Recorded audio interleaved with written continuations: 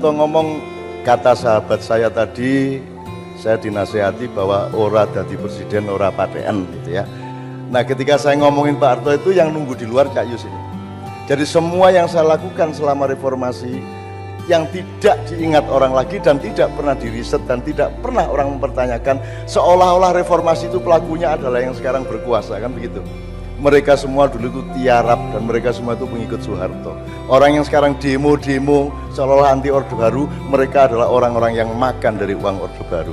Jadi dunia ini isinya adalah kepalsuan-kepalsuan. Teman-teman sekalian, nah Anda tidak boleh, manusia akan hancur hidupnya kalau dia meletakkan kepalsuan itu sebagai kebenaran. Kalau Anda ngomong Trisakti, saya sama Cak Yus selama peristiwa Trisakti saya ada di situ. 3 hari yasinannya saya, tahlilannya. 7 harinya korban Trisakti, saya yang juga yasinan, tapi tidak pernah ada orang mencatat. Aku iki pokoke nasib iki ning ndi ra ketok. Jadi saya yasinan, tahlilan, teman saya yang namanya Hamid Jabar meninggal dunia. Itu saya ndodok udan-udan ki aku karo tahlilan. Yo ojo ngarani aku NU. Meng mergo aku tahlilan sebab sadurunge NU ono kuwi wis ono tahlilan. Ya Pak Muzamil tolong diinget itu. Tolong diingetin gitu loh. Tahlilan kuwi lak meng la ilaha illallah, cuman kita perpanjang dengan ayat-ayat inti dari Allah kemudian dengan syair-syair yang terbaik kan gitu. Itu ijtihad lah gitu. Nah aku ndodok tahlilan itu udan-udan setelah dikuburkan. Terus aku diteleponi saka Padang karena Hamid Jabar Padang, Medan, kabeh iki telepon, "Cak, kok nggak datang ke pemakamannya Hamid Jabar?" Ngono kuwi. Soalnya di koran yang keluar itu ndak ada saya.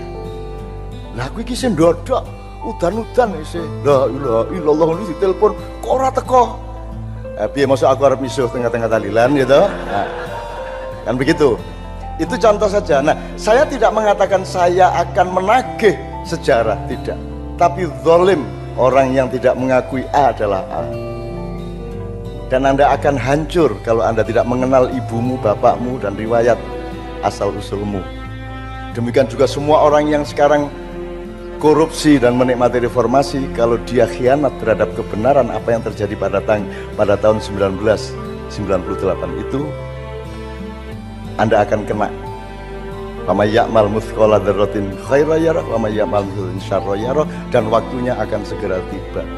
Anda siap-siap, makanya wudu, saiki wudu sing akeh pikiranmu kabeh. Hampir semua kata yang Anda dengar di koran dan televisi wis najis kabeh. Apa kata jihad, kata Islam rahmatan lil alamin, najis kabeh. Semua epistemologinya dirusak.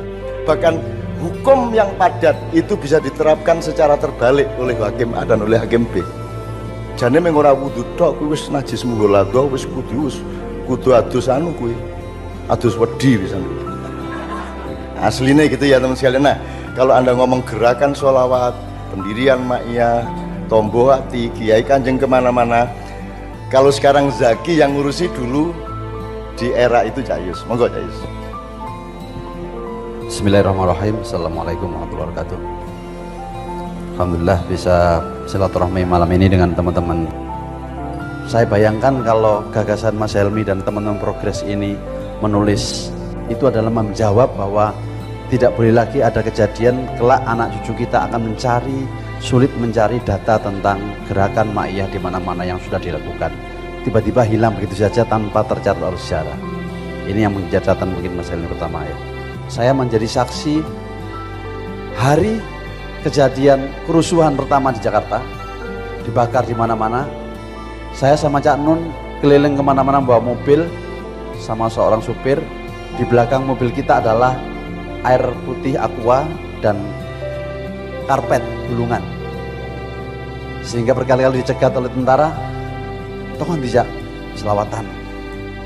Tentara banyak di mana-mana, nggak ada mobil sedikit sekali Jakarta waktu itu, hanya sedikit mobil. Bahkan saya pernah jalan kaki juga dari Cipinang ke Kelapa Gading, itu juga dalam kondisi semua sedang terbakar di mana-mana. Kerusuhan 98 itu. Saya sama Cak Nun dan teman-teman Cak Til waktu itu kemudian mendirikan Hamas, namanya Himpunan Masyarakat Selawat. Hamas ini kemudian melahirkan gerakan selawat dari kampung ke kampung. Tapi puncaknya sebenarnya tidak. Awalnya adalah pertemuan di rumahnya Cak Nun. di Kelapa Gading ketika para tokoh ini ingin berkumpul. Bagaimana berkumpul, datang ke rumah Gus Dur waktu itu sakit dan seterusnya. Tapi ternyata tidak terjadi peristiwa itu karena ada tokoh yang mengkhianati sehingga tidak terjadi pertemuan itu. Sehingga Cak Nun memilih, gak mikir negara, ayo keliling aja selawatan. Cak Dil yang punya ide selawatan. Kami keliling dari kampung-kampung, di Priok, Jakarta, keliling di kampung-kampung semua, menemani rakyat kecil, dialog kecil. 100 orang, 200 orang, kemudian berkembang beberapa bulan kemudian kami membawa mini Kiai Kanjeng ya Pak Joko ya. Mini Kanjeng, Pak Joko, Pak Novi, Pak Bobit sama satu Pak Bayu, 4 orang ya. Ayo 5 orang. Hanya 5 orang itu keliling. Kenapa kok hanya 5 orang kok enggak tim? Ya enggak kuat katanya wong 5. Wong akeh. Ya 5 iku iso nih. Udah 5 orang itu keliling kemana-mana ke kampung-kampung di Jakarta untuk menemani masyarakat yang sedang terluka, yang sedang ini untuk berdialog. Cak Nun membutuhkan teman-teman Kiai Kanjeng karena bisa menyatukan, menghidupkan suasana dan menyatukan dialog setiap malamnya kita keliling dari kampung ke kampung. Jangan mikir honor waktu itu. Bisa budalan Jakarta ya lumayan. Pak Novi berangkat ke Jakarta saja sudah lumayan. Pak Joko berangkat ke Jakarta. Itu kita lakukan sampai cukup lama di Jakarta. Sampai kami kemana-mana dengan mini Kiai Kanjeng. Belum mampu membawa Kiai Kanjeng lengkap. Teman-teman sekalian, yang ingin saya tambahkan lagi adalah bahwa banyak buku-buku yang menulis tentang reformasi itu tidak adil seperti yang Anda mengatakan tadi, karena tidak ada di balik kejadian yang sebenarnya. Sampai hari ini kejadian-kejadian seperti itu tertutupi oleh zaman. Tertutupi. Kenapa? Karena memang media sejak hari itu sampai hari ini saya kira media sudah kapitalis, sudah menuliskan sesuatu yang diperlukan oleh kapitalis. Pokoknya menguntungkan ya ditulis, kalau nggak menguntungkan ya ditulis. Maka ketika Cak Nun sama rombongan Hamas Jakarta itu setiap hari Jumat kami bagi-bagi makan. Jadi kami mengumpulkan dari teman-teman jamaah dari mana itu kita bungkus nasi setiap hari Jumat. Kita kemana-mana di jalan-jalan bagi makan. Itu tahun 98-99. Jadi setiap hari Jumat kami kumpul di Kelapa Gading kemudian bagi makan kemana-mana setiap Jumat. Kemudian muncullah semangat dari banyak masyarakat bahwa ternyata kita bisa menepi di tengah zaman yang nggak jelas ini dengan membuat sebuah forum-forum seperti ini mulai tahun 98. Mungkin ada teman-teman yang belum lahir tahun itu sudah dilakukan oleh Cak Nun dan kawan-kawan sehingga kita kemana-mana melakukan itu. Puncaknya adalah ketika kami rombongan dengan berbis-bis datang ke Masjid Baitur Rahman kalau nggak salah di DPR RI, adalah rencananya mengajak Pak Harto husnul khotimah. Janjinya adalah kita mengajak Pak Harto husnul khotimah di situ, dan itu Cak Nun sudah disetujui Gus Dur bersama Gus Dur. Tapi Gus Dur di koran ngomongnya enggak. Iku lak guyonane MH iku. Aku gak tahu setuju niku. Ya misalnya betul itu, saya saksi betul. Artinya hal-hal seperti itu tertutupi banyak sekali. Belum sempat puncaknya reformasi malam-malam, Cak Nun sampai jam 2 malam di rumahnya Pak Malik Fajar, kami ngantar di rumah Fajar malam-malam, tiba-tiba di tengah malam itu ada orang yang berkhianat, mengumumkan di TV macam-macam. Itu banyak sekali faktor, banyak sekali kejadian-kejadian yang tidak bisa terungkap. Teman-teman sekalian, yang ingin saya tambahkan lagi adalah untuk kita mencatat sejarah-sejarah yang harus diungkapkan oleh para relawan yang akan mengumpulkan. Karena apa yang dilakukan oleh Ma'iyah, apa dengan Cak Nun sejak dulu sampai hari ini itu banyak yang tidak tercatat. Dan itu sangat sayang sekali kalau suatu saat Cak Nun dan kita semua tidak ada, anak cucu kita tidak akan bisa membaca apa yang sedang terjadi yang sebenarnya di dalam kejadian sebelumnya. Saya kira itu Mas Helmi, silakan mengatakan.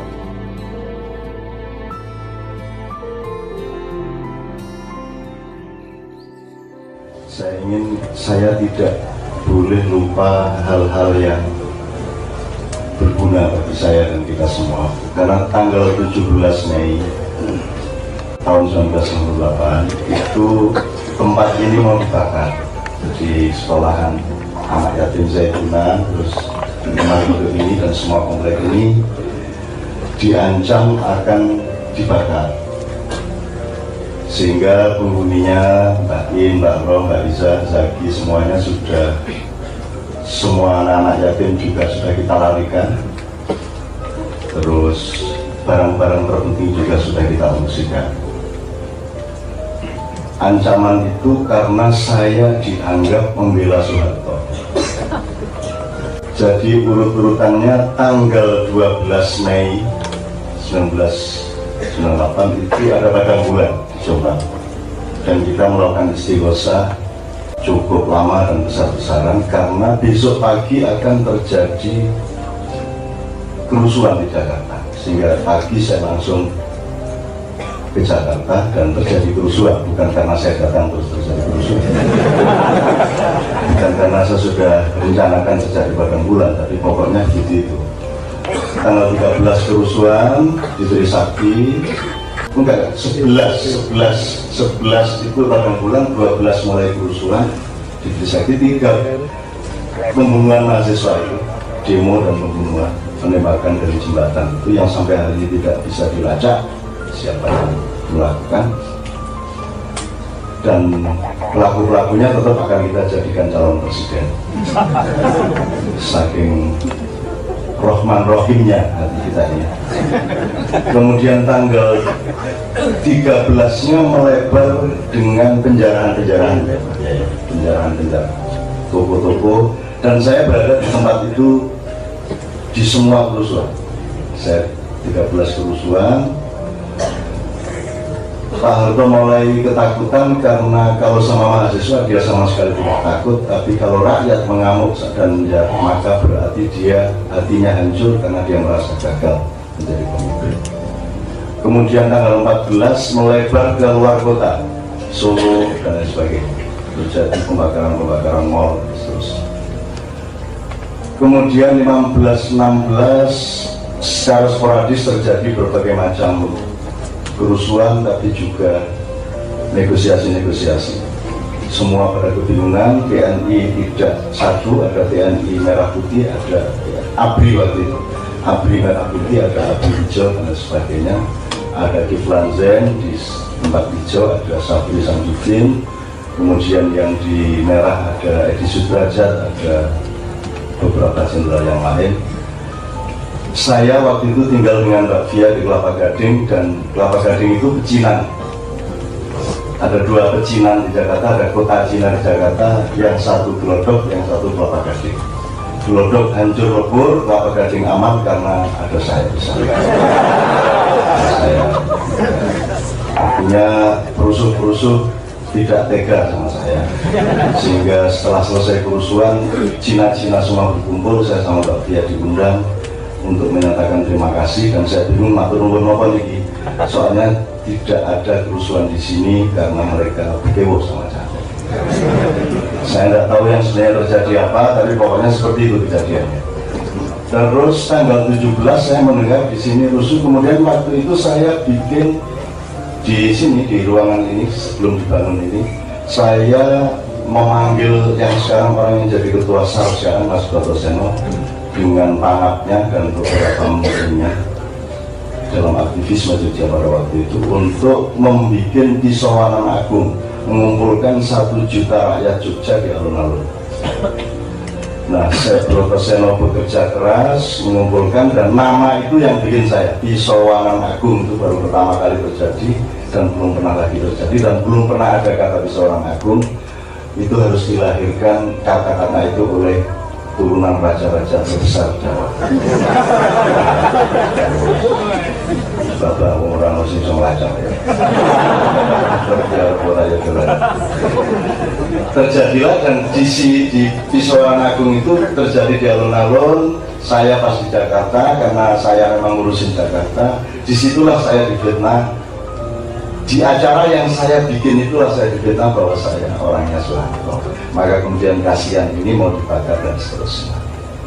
Kemudian tanggal 17 ketika tempat ini mau dibakar, saya rapat jam setengah 10 malam dengan Nur Khalis Majid,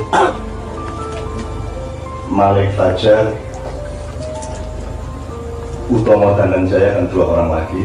Kami berlima menyusun surat kepada Pak Harto, menganjurkan agar Pak Harto sesegera mungkin turun meletakkan jabatannya sebagai presiden, dan kita kasih 4 formula atau 4 cara.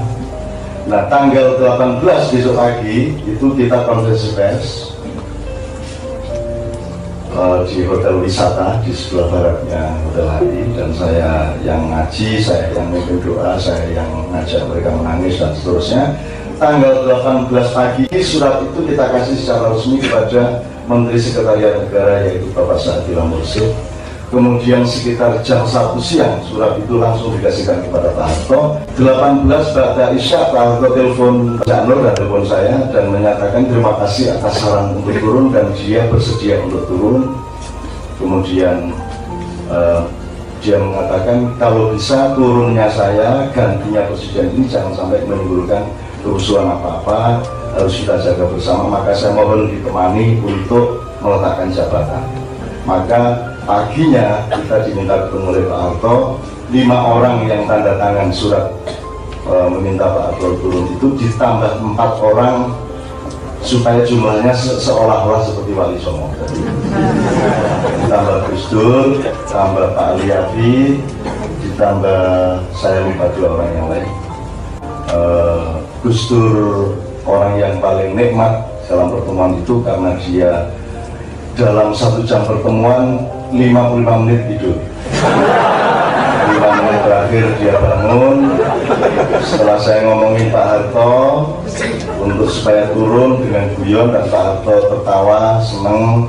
Terus ditambah Cak Nur ngomong, kemudian ditambah Pak Aliafi ngomong, kemudian terakhir Gus Dur. Setelah terbangun, Gus Dur ikut ngomong, ya saya pokoknya nganut saja sama Cak Nur sama Cak Nun. Saya itu seneng pokoknya ada adik-adik saya sesama orang Jombang ini bisa mengantarkan saya ketemu orang yang semula saya kira itu bukan manusia, ternyata manusia. Gus Dur ngomong, terima kasih, assalamualaikum, turun.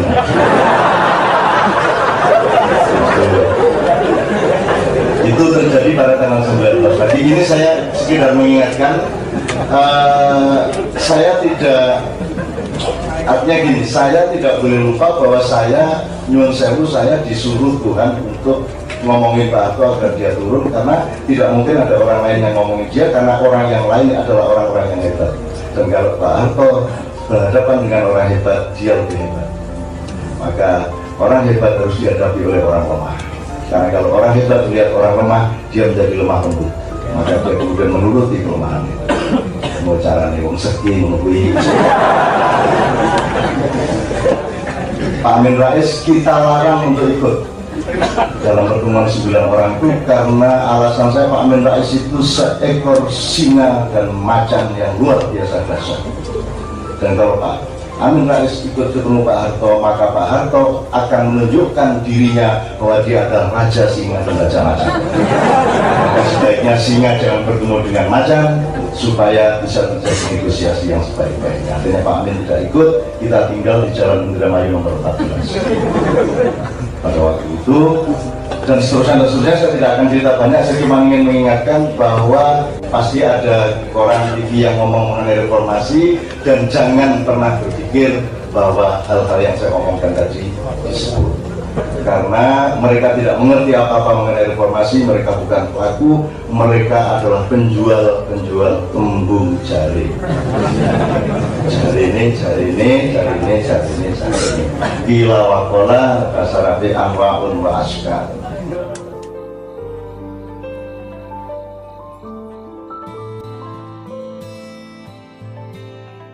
Saya pegang surat sumpahnya Pak Harto. Pak Harto pernah saya bikinkan, saya pernah bikinkan surat sumpah kepada Tuhan dan bangsa Indonesia dengan 4 klausul. Dan beliau menandatangani, kemudian saya bawa dia ke Masjid Baitur Rahman untuk menyatakan kepada Tuhan. Tapi karena politisi-politisi Jakarta tidak percaya kepada saya, akhirnya saya larang datang, dan totoan nek wani ngadili Soeharto tak jajal nek kon wani. Sumpahnya itu saya tuliskan begini, siji, saya Soeharto mantan Presiden RI bersumpah kepada Tuhan dan bangsa Indonesia tidak akan pernah menjadi presiden lagi. Wis aman nak. Aman. Pak Harto wis gak dadi, wis mari ngono bagus, Dur bagus. Gusur bahopo terserah pokoknya duduk Pak Harto ya, aman ya. Nomor 2, saya Soeharto mantan Presiden RI bersumpah kepada Tuhan dan bangsa Indonesia bahwa saya tidak akan turut campur terhadap setiap proses pemilihan presiden. Dulu aman sih, aman. Mulane SBY sudah di presiden, Gus Dur sudah di presiden meskipun kudu sowan ping 7 sih nang Pak Harto. 3, saya Soeharto mantan Presiden RI bersumpah kepada Tuhan dan bangsa Indonesia bahwa saya siap diseret ke pengadilan untuk mempertanggungjawabkan kesalahan-kesalahan saya selama menjabat sebagai presiden. Dulu beres arek. Loh, janji nang aku kayak ngono tapi sing ngadili gak wani lah. Aku kan dadi hakim ta ya apa? Aku kan dadi jaksa ta ya apa? Lah aku wis bukano dalan. Anjane dapurmu gak ono sing wani. Wong anjane dapurmu jane yo mek melok maling, nek Soeharto rampok kon copet. Sekarang pun kalau mau besok saya ke Cendana. Ojo macam-macam tak banting temen kok. Yes, tenang aja kon. Aduh, udah sampian kan di sampian nih. Oh, Robaniyin karo Majnun. Dadi iki gabungane Gusti Allah karo iblis ya. Yes, okay, I love you. Kesip. Jaga, ya tapi bahasa Jember lah. Kita ngomong bloko ya apa anane ya. Nomor 4, saya Presiden RI, mantan Presiden RI berjanji bersumpah kepada Allah dan bangsa Indonesia bahwa saya siap mengembalikan harta rakyat yang dibuktikan oleh pengadilan sebagai bukan milik saya. Lah wis ah. Dalane wis kari dileboni tapi gak ono sing gelem nglakeni, ya toh. Gak ono sing gelem nglakoni sampai hari ini karena mereka kalau Soeharto diadili, Soeharto ngomong ini, ya wis aku adilno tapi tak cangking arek-arek kabeh. Nggih, tak cangking. Saya hari ini sore ini tadi meminta agar supaya diterbitkan buku keuangan protokoler Cendana untuk menunjukkan kepada rakyat Indonesia siapa saja yang pernah mendapat uang dari Soeharto. Kandile saene iki. Wonem sip iku ya. Aku gak ero unet tahu oleh duit teko Pak Harto tak gak ero. Tapi pokoknya oke, terjadi atau tidak pengadilan kepada Soeharto, tetapi UNED adalah sebuah lingkaran kaum intelektual, lingkaran pejuang-pejuang progresif yang harus merumuskan dirinya agar supaya mengerti letaknya di dalam perjalanan bangsa Indonesia. Dan terserah Jakarta mau pergi kemana, tapi Jember dan Universitas Jember memiliki agenda sendiri untuk membangun Republik Indonesia. Menurut kira-kira ya Pak ya.